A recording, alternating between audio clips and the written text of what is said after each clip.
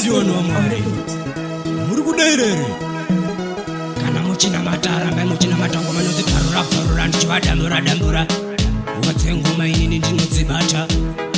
Watse ndikangane mfana kuti flex ngoma ndoda kuimba ndoda kuti Mwari panouya pasi pano kuzotora vanhu vake anotora vakachena moyo achienda kagara navo. Mwari panouya pasi pano kuzotora vanhu vake anotora vakachena moyo achienda kagara navo.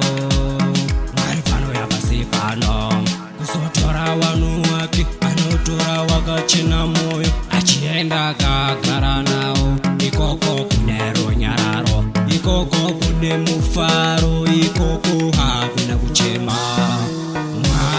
Mwari panouya pasi pano kuzotora vanhu vake anotora vakachena moyo achienda kagara navo. Mwari panouya pasi pano kuzotora vanhu vake anotora vakachena moyo achienda kagara navo.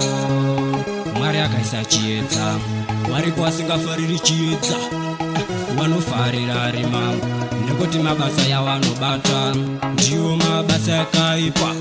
Varipo vanoda chiedza mabasa yanowanika pachena vachiparidza shoko reMwari vachitonza vari murima vachivaisa kune chiedza vachitonza vari mudoro vachivavisa kuchechi. Asi panorwara mumwe akachingomubatsira asi Mwari panouya anotora ivo vanoramba kuita zvamabasa zvake panota nekuti Mwari panouya pasi pano kuzotora vanhu vake anotora vakachena moyo achienda kagara navo.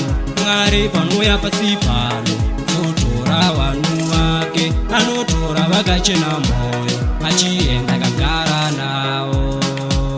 Mwari panouya pasi pano kuzotora vanhu vake anotora vakachena moyo achienda kagara navo. Ikoko kune ronyararo, ikoko kune mufaro, ikoko hakuna kuchema.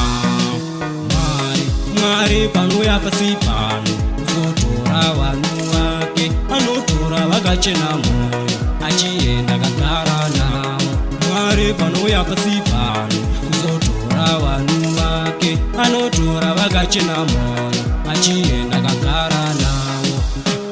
Yavelele rangu zita ndinonzi Shiba Shimondoro Shimuruma rimwe ndinonzi Market Charles kana kuti Marco Charles andikangane fana kuti Flex asi rake zita nonzi Clever asi pamangu matinonzi Rekota asi iwe Flex ramba uchinamata uyambuke Jerusalema nzvimbo yakaera awite God andikangane mumwe anonzi Manuel Mazuva batai.